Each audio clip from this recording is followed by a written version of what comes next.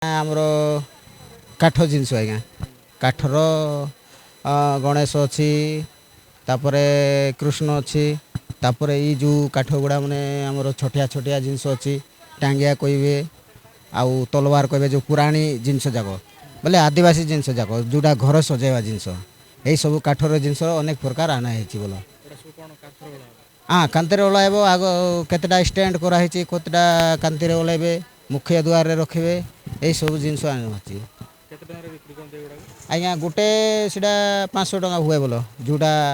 main ଗେଟ୍ରେ ଯେଉଁଟା ଟାଙ୍ଗିବେ ଯେଉଁଟା ତଲବାର ବୋଲିକରି କହିବାଟା ସେଇଟା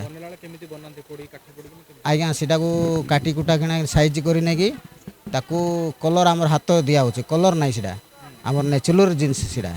ସେଇଟା ବୋଲେ ଗୋଟେ ଲୁହାକୁ ନେଇକି ଗରମ କରି ତାକୁ ଡିଜାଇନ୍ କରାହେବ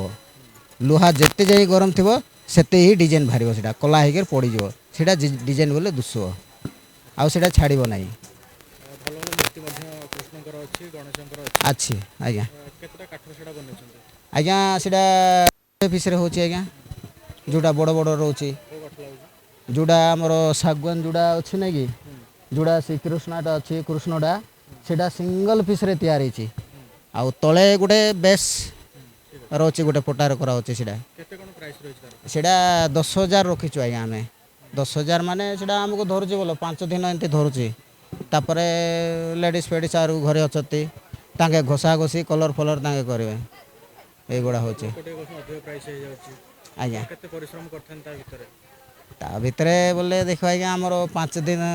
କାଟିଲା ଭିତରେ ହେଉଛି ତାପରେ ସେ କାଠ ଯେଉଁ ଟାଇମ୍ରେ ଆଣୁଛୁ ସେଇଟା ତ ଛାଡ଼ ଭଲ ଯେଉଁ ଦିନଠୁ ପରିଶ୍ରମ କରୁଛୁ ସେ ଦିନଠୁ 5 ଦିନ ହେଉଛି ବୋଲ ଆମର ତାପରେ ଏଇଠିକି ଆସିଛୁ ଏତେ ଦୂର ବାଟ ସେ ସବୁ ଆମର ଇଏ କାଟିଲା ଭିତରେ ସେ ଅନୁସାରେ ଆମେ ତାକୁ 10,000 ଟଙ୍କା ପ୍ରାଇଜ୍ ରଖିଛୁ ଆଜ୍ଞା ହଁ କିଣାକିଣି କରୁଛନ୍ତି ଆଜ୍ଞା ଏବେ ତ ଦେଖ ପ୍ରାୟ ଆମେ ପାଖାପାଖି 50-60 ହଜାର ଟଙ୍କା ବିକ୍ରି ହେଇଛି କ'ଣ ମୂର୍ତ୍ତି ଯାକ ଏଇ ସାନଟା ବଡ଼ ସବୁ ମିଶେଇକିରି ବୋଲ ଆଜ୍ଞା ଆମର ଆଜି 3 ଡେ ଚାଲିଛି ଆଜ୍ଞା ଆଜ୍ଞା 60,000 ଟଙ୍କା ହେଇଛି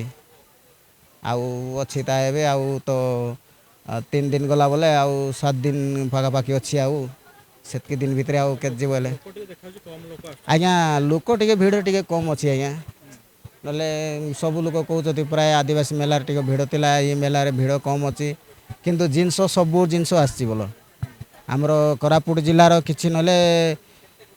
ପାଖାପାଖି ଗୋଟେ 15-20ଟା ଗ୍ରୁପ୍ ଆସିଛୁ ଆମେ ବିଭିନ୍ନ ସାମାନ ଜିନିଷ ଆଣୁଛନ୍ତି ଆଜ୍ଞା କହୁଛନ୍ତି ଦେଖୁଛନ୍ତି ଫଟୋ କାଢୁଛନ୍ତି ହେଲେ କାରିଗର ଭଲ ଅଛି ନଉନାହାନ୍ତି ଆଉ ଗୋଟେ ଦୁଇଟା ସାନଟା ଯେଉଁଟା ଅଛି ସେମିତି କରି ନେଉଛନ୍ତି ଭଲ ବଡ଼ ବଡ଼ ମୂର୍ତ୍ତି ଗୋଟେ 2ଟା ପରେ ଯାଇଛି ଗଣେଶ ମାନେ 2ଟା ଗଲା ବଡ଼ ବଡ଼ ପାଖାପାଖି 3 ଫୁଟ ହେଇଥିବ ସେଇଟା ପାଖେ ଆମର 20,000 ପ୍ରାଇଜ୍ ମିଳିଲା ବୋଲ ଆଜ୍ଞା ଆଜ୍ଞା ଆମର ଘରଠୁ ଯେମିତି ବାହାରିବୁ ନାଇଁ କି ବାହାରିଲା ବେଲଠୁ ଆମର ସୁବିଧା ଅଛି ଯେକୌଣସି ବୋଲେ ଆମର ଯେଉଁ ଘରେ ବାହାରିଲେ ନାଇଁ କି ବସ୍ ଭଡ଼ା ଲଗେଜ୍ ଭଡ଼ା ତାପରେ ଏଇଠି ପହଞ୍ଚିଲା ଯେତିକି ଖର୍ଚ୍ଚ ହେଉଛି ଆଜ୍ଞା ସେଇଟା ସରକାର ଆମକୁ ଦେବେ TAD ହିସାବରେ ଅଲଗା ସମୟରେ ଘରେ ଯେଉଁଟା ନାଇଁ ଆଜ୍ଞା ଘରର କିଛି ସୁବିଧା ନାହିଁ ତାଙ୍କର ଯେଉଁ ଦିନଠୁ ଆମେ ବାହାରିବୁ ଏଫଜେସନ୍କୁ ବାହାରିଲୁ ସେ ଦିନଠୁ ଯାହା ଖର୍ଚ୍ଚ ହେବ ସେଇଟା ସରକାର ବୁଝିଦେବେ ତାପରେ ଏଠି ରହିବା ଜାଗା ଖାଇବା ଜାଗା ଆଉ ମିଲ୍ସ ଟିଫିନ୍ ଏସବୁ ତାଙ୍କର ସପ୍ଲାଇ ହେଉଛି ଆଜ୍ଞା ଭାବୁଛୁ ତ ଏମିତି ଆଜ୍ଞା ଚିହ୍ନା ପରିଚିତି ଏବେ ତ ଦେଖିଲା ବେଳକୁ କାଲି ଗୋଟେ ଆମର ପୂଜା ଅଛି ଯେଉଁଟାକି ପରମ୍ପରା ଆମର ଶିବ ପୂଜା ଅଛି କାଲି ଗୋଟେ ଛୁଟି ରହିବ କାଲିକି ଆମର ସୁଭଦ୍ରା ମେଲା ଯାକ ଛୁଟି ରହିବ ବୋଲିକରି ସାର୍ କହୁଥିଲେ କାଲି ଗହଳି ଫହଳି ସିଆଡ଼େ ଲାଗିବ ବୋଲିକରି ବୁଲାଚଲା କରିବେ ବୋଲିକରି କହୁଥିଲେ ସାର୍ ଲୋକ କାଲିକି ଛଡ଼ା ଅନ୍ୟ ଦିନ ଟିକେ ଭିଡ଼ ଲାଗିବ ଉପର ଲାଗୁଛି ଆଶା ଅଛି ବୋଲ କାହିଁକି ବୋଲେ ପ୍ରଥମେ ଟିକେ ଲୋକ ଗହଳି ଟିକେ କମ୍ ଅଛି ତ ସେଇଟା ଲାଗି ହେଇପାରେ ଟିକେ ପିଲାମାନଙ୍କର ପରୀକ୍ଷା ସରିଲେ ଟିକେ ଆସିବେ ବୋଲିକରି ଆମର ଆଶା ଅଛି ଏଇ ଆମର ଭୁବନେଶ୍ୱରରୁ ଆସିଲୁ ଲୋକକୁ